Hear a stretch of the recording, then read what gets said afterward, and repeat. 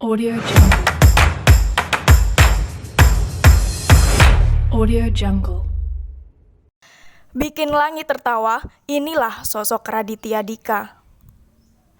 Sosok yang mampu membuat langit tertawa dengan balutan komedinya yang riang, berhasil membuat semua orang terhibur dengan karyanya.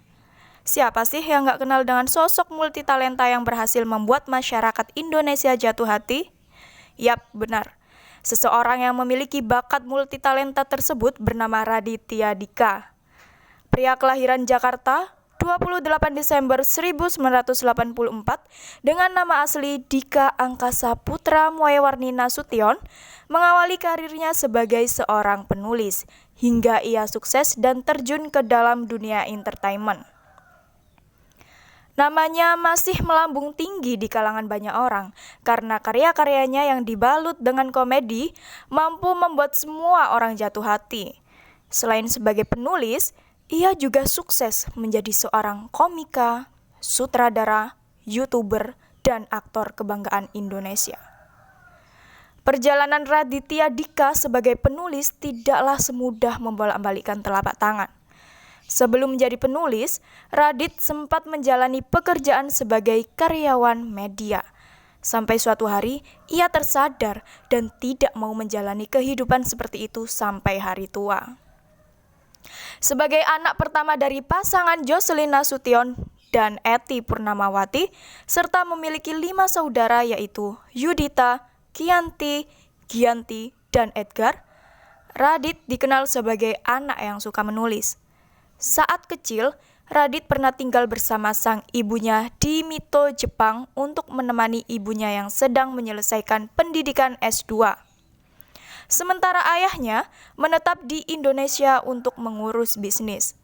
Kecintaan Radit pada dunia menulis saat kecil ternyata diawali dari kegemarannya membaca buku-buku dinosaurus dan mitologi Yunani. Dari buku bacaan Radit tersebutlah yang kemudian mempengaruhi gaya kepenulisan dan fokus kepenulisannya pada komedi. Radit sudah menulis sejak di bangku kelas 4 SD dengan rajin menulis pengalaman sehari-harinya di buku diari.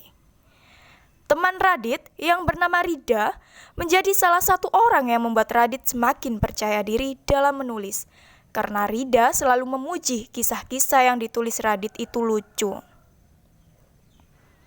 Selain membaca buku, Radit sempat menekuni instrumen musik piano, sehingga ia terbiasa mendengarkan musik-musik klasik.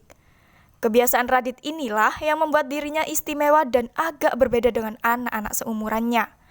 Ia pun tidak begitu memiliki banyak teman, karena ia lebih senang menghabiskan waktu dengan membaca buku. Akhirnya, di tahun 2002, ketika dirinya masih duduk di bangku kelas 2 SMA 70 Jakarta, Radit mengembangkan minat penulisannya melalui platform blogernya dan bisa dibilang Radit menjadi salah satu generasi awal blogging Indonesia. Melalui blog www.radithyadika.com, ia pakai untuk menulis digital diary-nya tentang kisah inspiratif pribadi yang ia lewati dengan balutan komedi. Kegiatan blogging Radit terus berlanjut hingga dirinya menempuh pendidikan kuliah di Australia. Sebenarnya, saat mengikuti UMPTN, ia diterima di Universitas Indonesia jurusan Fisika. Namun, tidak diambilnya dan memilih berkuliah di S1 University of Adelaide, Australia, jurusan Keuangan. Di samping berkuliah di bidang pendidikan formal, ia juga banyak mengeksplor potensi dirinya dengan mengikuti kursus singkat stand-up komedi dan memperdalam kemampuan musiknya. Namun, kuliah Radit di Adelaide harus berhenti karena alasan kesehatan. Oleh karena itu, ia pun memutuskan untuk kembali ke Indonesia. Setelah itu, Radit memilih melanjutkan kuliahnya di Universitas Indonesia pada Fakultas Ilmu Sosial dan Ilmu Politik. Meski pada akhirnya ia tidak menuntaskan pendidikannya di Australia, tetapi ia banyak mendapatkan pengalaman hidup selama berkuliah di sana yang kemudian ia tuangkan ceritanya ke dalam blog pribadinya. Pembaca blog Radit semakin hari semakin meningkat, dan blog Radit pun menjadi populer, hingga ia dianugerahi penghargaan dari Indonesian Blog Award di tahun 2003 dan di Online Inspiring tahun 2009 yang diselenggarakan oleh Indosat. Radit pun berinisiatif mengajukan tulisannya ke beberapa penerbit, dan pada akhirnya ada salah satu penerbit yang menerima cerita komedi Radit.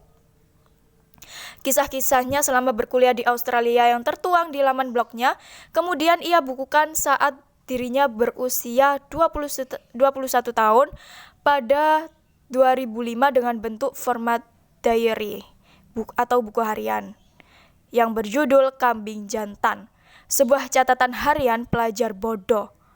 Judul tersebut diambil dari nama blog Radit saat itu, yaitu kambingjantan.com. Buku ini menceritakan tentang kisah nyatanya ketika berkuliah di University Adelaide, Australia. Penerbitan buku tersebut telah melewati beberapa penolakan oleh penerbit. Akan tetapi Raditya Dika tidak putus asa dan terus berusaha untuk menerbitkan bukunya. Penerbit tersebut bernama Gagas Media. Radit membawa angin segar dengan gaya penulisan komedinya. Buku pertama Radit semakin populer dan masuk dalam jajaran buku bestseller hingga akhirnya buku tersebut diadaptasi menjadi sebuah film oleh Rudi Sudjarwo pada tahun 2009 dengan tokoh utamanya diperankan sendiri oleh Radit yang berjudul Kambing Jantan The Movie. Tak lama kemudian, ia menerbitkan buku keduanya pada tahun 2006 yang berjudul Cinta Brontosaurus. Tema cerita yang diangkat hampir sama dengan buku sebelumnya, yaitu berasal dari pengalaman kesehariannya. Namun, penggunaan format di dalam buku ini berupa cerita pendek yang berisi tentang pengalaman kisah cinta Raditya Dika yang sepertinya tidak pernah beruntung. Isi buku ini meliputi kisah sewaktu Radit mengirim surat cinta pertamanya ke teman saat SD, hingga pengalaman Radit yang melihat kucing Persianya sedang jatuh cinta dengan kucing kampung milik tetangganya. Novel ini kemudian diangkat ke dalam film dengan judul yang sama dan dirilis pada Mei 2013 oleh Starvision Plus dan masuk ke dalam jajaran film box office Indonesia dengan jumlah penonton lebih dari 800.000 penonton. Lalu pada 29 Agustus 2007, ia berhasil menerbitkan buku barunya berjudul Radikus Makankus, Bukan Binatang Biasa. Buku ini berisi tentang cerita pengalaman Radit yang random, mulai dari mengajar bimbingan belajar, menjadi badut Monas dalam waktu sehari, dikira hantu penunggu WC, sampai bercerita bahwa ia pernah kena kutukan orang NTB.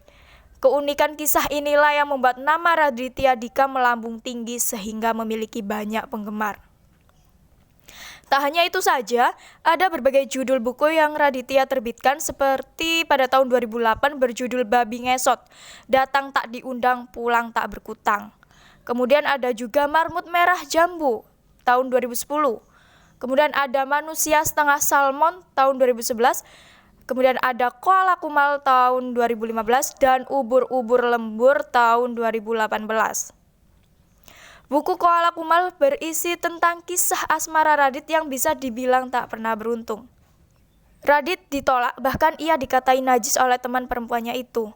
Kisah asmara Radit mengalami banyak fase sakit hati, mulai dari ditolak, diselingkuhi, bahkan ditinggal menikah saat lagi sayang-sayangnya. Buku tersebut merupakan karya Raditya Dika yang merasakan pahitnya asmara dan patah hati, tetapi dikemas dengan gaya balutan unsur komedi. Adapun ciri khas atau keunikan tersendiri dari buku-buku yang diterbitkan oleh Raditya Dika, yaitu terletak pada judul dengan menggunakan nama binatang.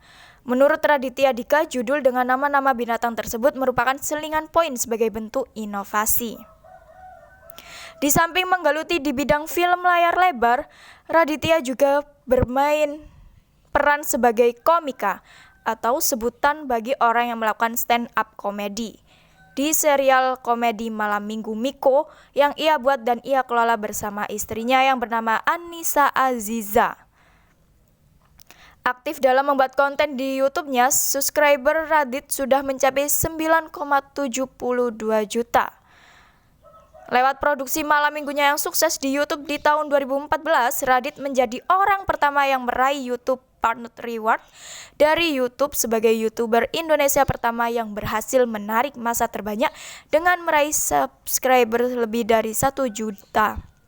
Raditya terjun ke dunia komedi berawal dari kekagumannya terhadap cerita-cerita Lupus oleh Hilman Hariwijaya. Berkat adanya Raditya Dika sebagai komedian tunggal membuat komedi di Indonesia tidak kuno lagi. Bahkan gaya stand up Raditya di kalangan para komika Indonesia disebut dengan istilah Raditisme. Radit kerap mengisi berbagai acara TV seperti host komik action di Kompas TV dan sebagainya.